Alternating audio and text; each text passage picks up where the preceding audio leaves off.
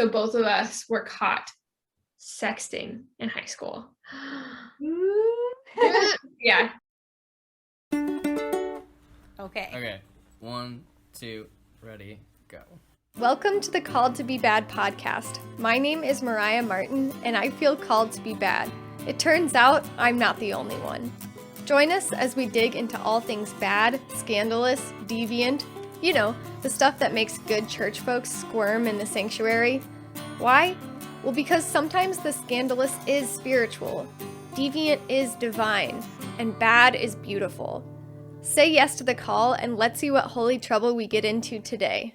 My sister and I were very well aware of the kind of damned if you do, damned if you don't mentality around, I think particularly around young women. Like we both had purity rings, and I don't remember, like, again, this is like the implicit messaging. I don't remember why that was important to me, but it was. Like, I don't remember anyone telling me like, hey, you could do this thing called purity rings, but it was important to me, and we both had them.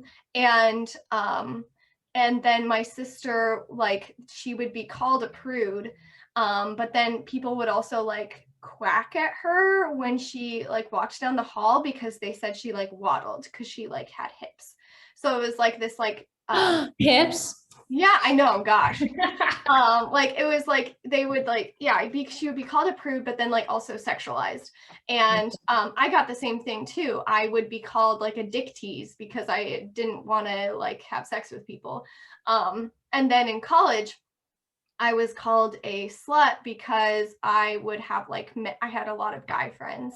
And so they're like, well, she must be sleeping with all of them, like if she has guy friends. And so it was like, but this like whole, but like purity was like so important to me.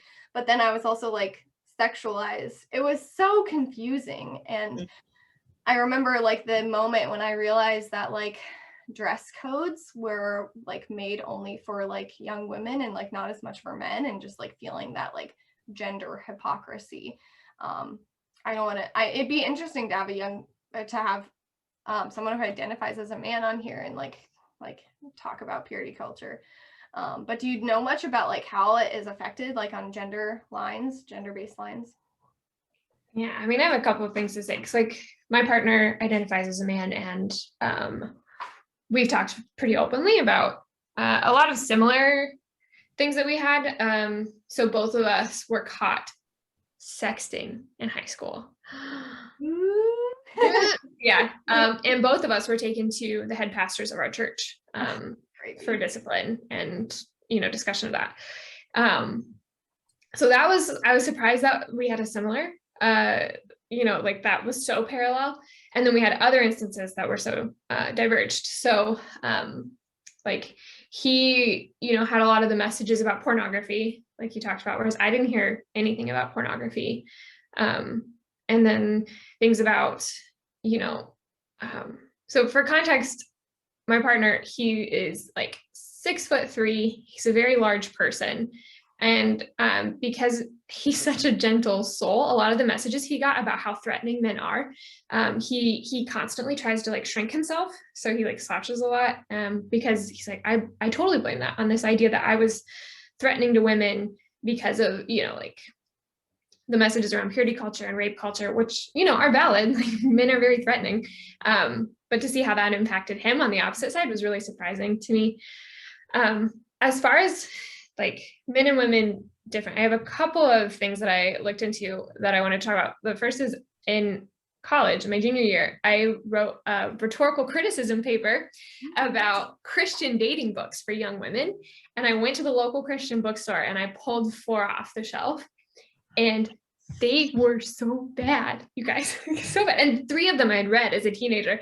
And like the biggest overarching theme was like, you can be a treasure or you can be a target. Falling into that modest is hottest thing. And so it was so much about if you dress provocatively or if you put yourself out there in a certain emotional way, you're making yourself a target. So it was basically saying like rape is your fault if you're making yourself a target without using the R word, in those. But if you're a treasure, you dress modestly. And also a big part of being a treasure is you're emotionally supportive to emotionally incompetent men, right? Like this idea that men are emotionally stunted and they can't process, they can't cry. And so that's where my partner got a lot of those, like, how do I deal with my emotions when I'm supposed to be masculine and I'm supposed to be manly, but also non-threatening, but also, whereas looking back, I set myself up for so much emotional abuse for people in my life because of this messaging that I'm emotionally competent and they're not. And so I need to like constantly sacrifice my well-being to make sure they're okay. So that's like one part of like men versus women. But another big one is the Atlanta shooting that happened. It was that this year or last year, where I think it was this year, where I believe it was 7 or 8 Asian women were killed by a white self-identifying Christian man, who blamed it on his sexual addiction, right? He had to go kill these women because of his sexual desires. My best friend from college, she is a Korean American. And so a lot of the messaging that came out of that, especially from the church, was like, see, it was about sex. It wasn't a racist attack. It was just like a guy who struggled with sex. And this is what happens when you struggle with sex. But a lot of what she and I talked about is like sexist, misogynist acts and racist acts are often hand in hand, especially for women of color. And like the way that the shooter says he needs to rid himself of sexual temptation. Like he's invoking that violent Christian white misogynist ideology that purity culture like surrounds. And especially for Asian women, like they're seen and like this idea of like, oh, the exotic, erotic thing that people place on people of color, but especially like the Asian women being subservient. A lot of like Chinese migrants, when they first came to the States, like women weren't allowed in because they were assumed to be sex workers, regardless of like their actual intention coming to the States. And so it's like that idea of like women being seen as disposable, indistinguishable objects for white men to use and discard, like those acts of violence on women of color. And then on the flip side, being a white woman engaged in purity culture, like that is held up as like, whereas Asian women, Black women, Indigenous women are usable and discarded, white women are like the epitome of like purity in this purity culture. Hence, we have issues like Emmett Till, a young Black man who is seen as, being inappropriate towards a white woman, threatening a white woman, and he was murdered in response by white men trying to protect, their white women. And white women are often used as like a threat to marginalized communities. Like when people move into neighborhoods, it's men saying, well, I'm worried about my wife being surrounded by Black men, or, whatever those languages are.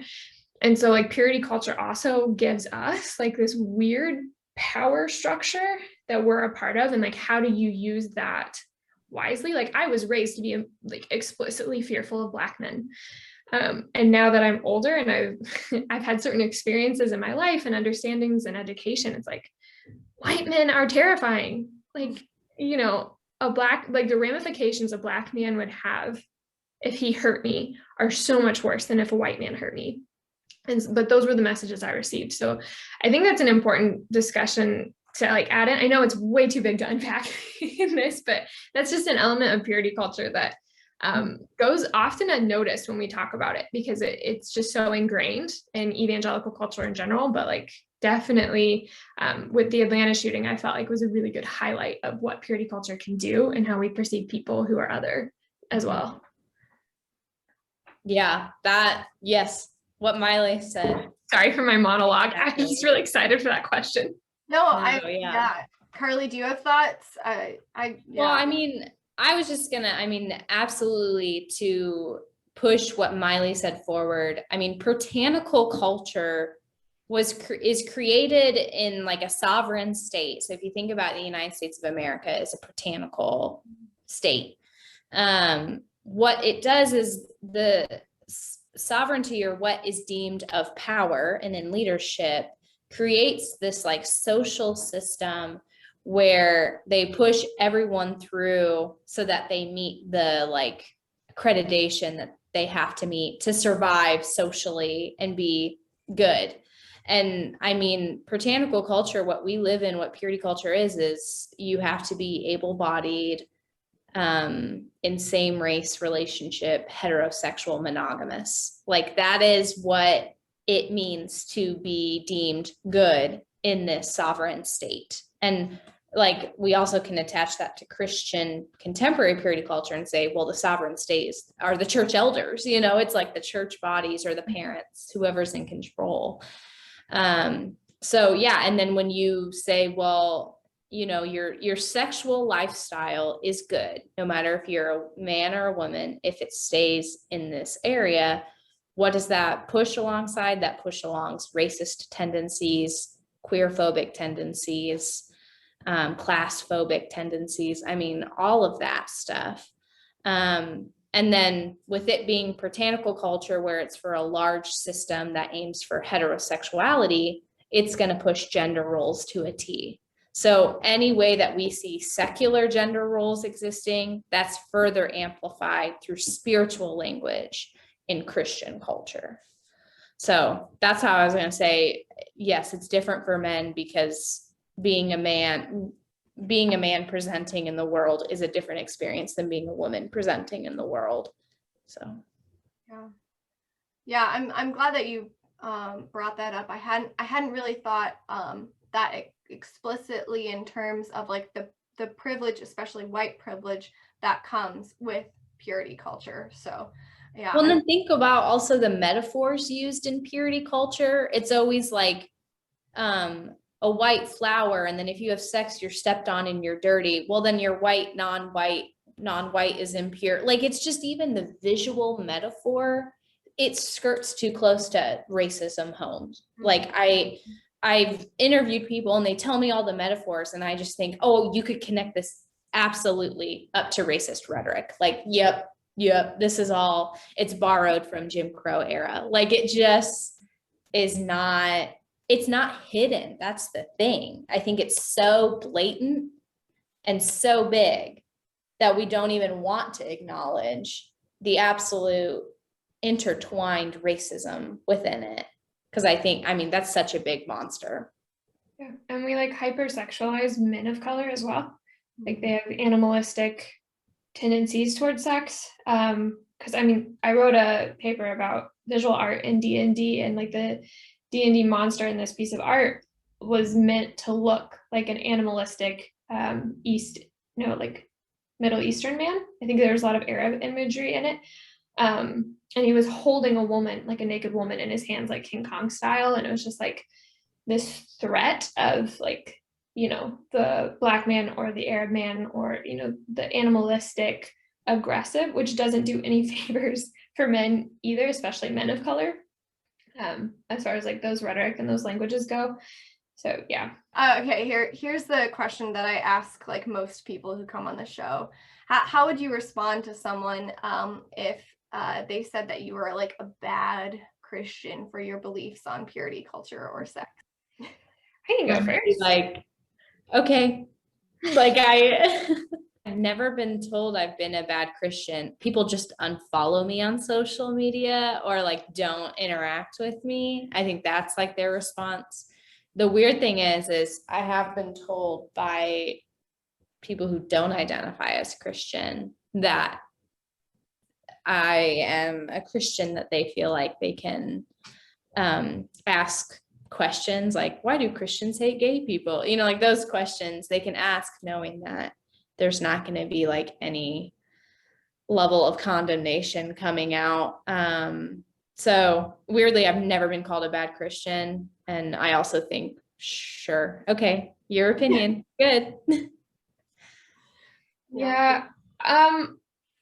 I would say, like, first of all, like if we go down to semantics, like being a Christian is supposed to be a follower of Christ, right? So like for someone else to look at me and assume things about my personal like relationship with Christ or my religious standing, like, okay, that's more on you than on me.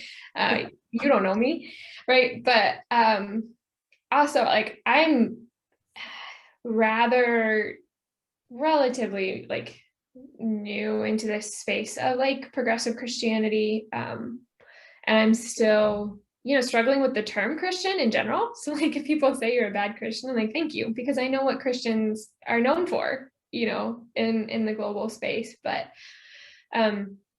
yeah, I think like a younger me would call myself a bad Christian. And that's something that I take with like, hey, I've learned new information and I still feel like I'm growing in love and in kindness. And that's something my sister and I have talked about a lot, is like the very people who taught us that we're supposed to love other people, be sacrificial in our love, fight for justice. A lot of these things are the first ones to be like, why are you liberal? Why are you socially liberal? Like, what? No. Like, I wonder why. Yeah. And like my foray into like really struggling with my Christianity was when two of my best friends about the same time came out to me as gay. And I had to reconcile, like, I can no longer be loving and homophobic at the same time. And so my faith had to adjust and change in the world around me. And I will never regret that. And I will never say like, I've really strayed into this place where Jesus doesn't love me anymore, because I don't think that's accurate at all. So yeah, deconstructing is just hard, like in general. And I think finding a community that, can help you grow in that has been really helpful. But yeah, I've also been unfollowed a lot, but that's okay. That's fine. Yeah, I like that you pointed out that like being a Christian is supposed to be about following Christ. And if you look to Christ and how he like treated women and sexuality, like a lot of the harmful messages that come from Christianity weren't coming from Jesus. I mean, he told men to pluck out their own eyes, instead of blaming women and telling them to go change whatever clothing they were wearing. And a lot of them came from like St. Augustine and like the church fathers, like not necessarily from Jesus. So, and even homophobia, if you look at like the history of Bible translation, 1965, baby. Yeah. That's a movie that has come out or will come out soon. Do you know when? Oh, you didn't know?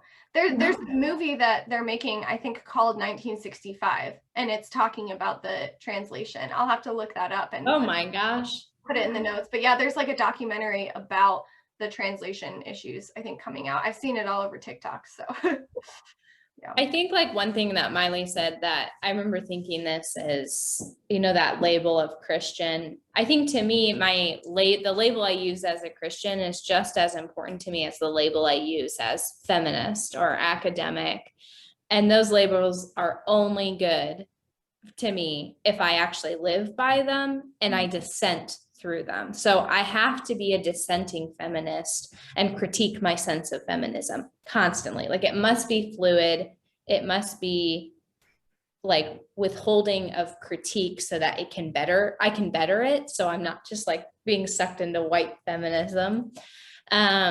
So like I remember reading this book about where it was like, feminism doesn't work unless you can be critical of feminism. Like it has to critique itself. It won't work if it can't do that. Like to be a Christian, you can't be a Christian until you are able to kind of stop and say, am I doing what I really long to do with this sense of self as I interact in my world? So I think just how I view my Christian label, I view it the same way I view my feminist label or academic label. I can only wear it if I do the hard work of making sure it actually does good and is good. And it can be critiqued constantly by me. And also I allow others to critique it. So. Wow. I love that so much. Your label is only as like strong as your critique of it. And I think that that's a really beautiful counter message to this idea within Christianity that your faith needs to be like above doubt, and that somehow doubt is antithetical to faith. Whereas like, I believe it's like foundational. So I like that a lot. I don't want to rephrase it because you said it so well. So well, also it's just like faith does not equal your religious label too. Mm-hmm. So, and if a Christian were to be like, well, if you're going to take your Christian label down for a little bit for deconstruction time, then you're not being a believer. And it's like, no, I can believe whatever the hell I want to believe. I don't need this like fun little Instagram bio label to be able to present that to the world. So, yeah. Yes. Preach. I love it. Yeah, do you have any other thoughts? Any final advice for someone struggling with purity culture or trying to heal? You know, Mylie, you said there is a way through. So. Yeah, I would say a couple of things. First of all, therapy is actually really helpful. Like, I think that's another thing. Sometimes Christians can be like really anti-therapy or feel like sex is so private that it's not something that, you know, you go to therapy about, but having an outside perspective is very helpful. And then also I listened to a podcast called Dirty Rotten Church Kids, and they had a really interesting episode about this. And a woman came on, I think it was Brenda Marie Davies. She's a sex educator, YouTuber. And something she said really stuck out to me that I wish I had known. She talked about, as she came into adulthood, she decided that saving herself for marriage was just not going to work. And so she went on a spree of like sexual interactions that she's not healthy, not good, not well done, because it was like the classic story of like what's forbidden and then you dive into it. And she said, my life and my relationship with Christ changed tremendously when I gave in and invited God into the bedroom, which is something that we're not taught to do until we're married, if that. And she said that she had an experience where she decided, okay, God, I am going to sleep with people and I want you to be a part of it with me. And there was an instance where she prayed before she slept with this person, and she got a really bad feeling about it, but she ignored it and did it anyway. And then that relationship ended up being like a really crash and burn experience. And she was like, oh, God really did come into the bedroom with me. Like I should have listened to that still small voice, you know? And she talked about how she is now partnered and they're in a monogamous relationship, but they're not married and they're not, you know, subscribing to these things. But she's like, I feel so much more at peace and so much more able to focus on the other important parts of my faith in a way that I couldn't when I was so obsessed with the guilt and shame / rebellion around sex.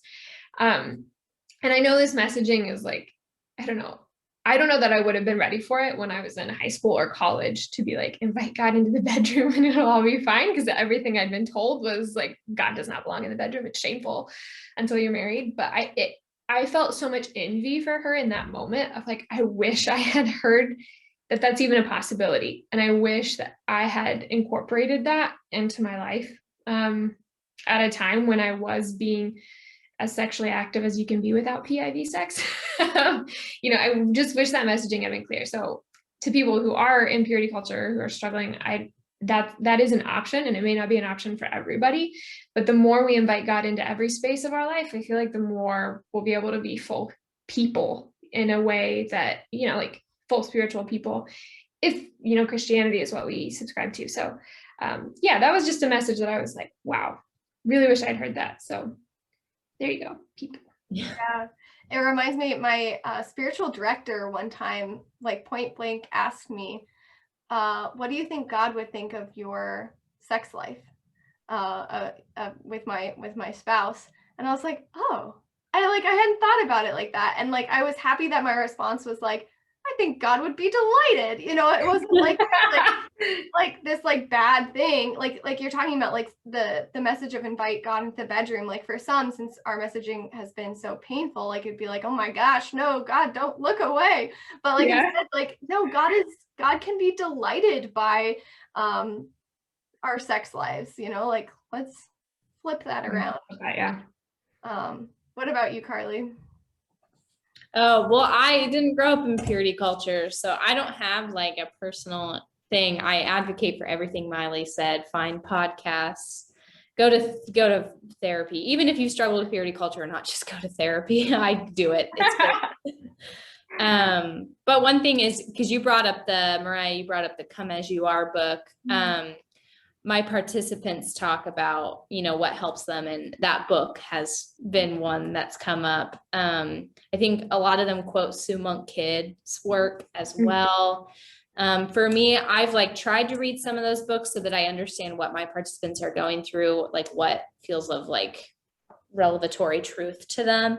And one person that people suggested to me that I interviewed, and then I ended up getting really into them, is Nadia Bolz-Weber. So I just think her work She does podcasts. She does like prayers that she hosts online. So if you need more like a spiritual place, I think Nadia would be great. Also, there are like many Facebook groups that you can become part of. That's how I heard about Mariah's podcast, and was able to listen to some of it. So just like, I think it's helpful to find people who are experiencing purity culture, who have, and to just like see what questions they're asking. And I think through the rhetorical power of identification, you can feel seen, you can feel known in that. And then you can talk about it more freely because you'll have language, you'll have tools to be able to unpack it then. Yeah, I think it would be, if you're at a place where you can do this, I think it is really refreshing to dive into really sex positive and sex curious places.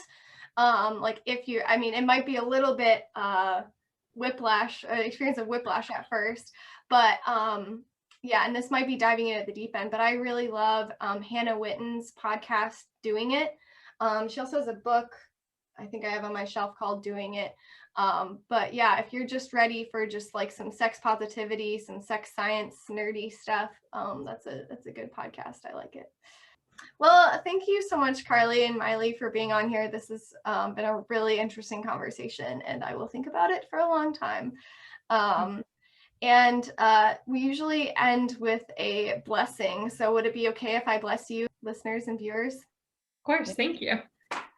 Carly and Mylie and all you baddies, may you leave from this space carrying that idea that if you have been steeped in purity culture, it may take a while to heal from that. Your trauma, your wounds are valid. We see and we hear them. And hopefully this has provided some resources, one step at a time, that you can move forward and enter into that healing. And may you eventually arrive at a place and know that God is delighted with whatever sex you are or are not having. Amen. Thank you so much. Thank you for having me. This has been really good. Yeah, thank you. Of course. That's all for this episode of Called to Be Bad. Keep being your bad, beautiful selves, and I will see you next time.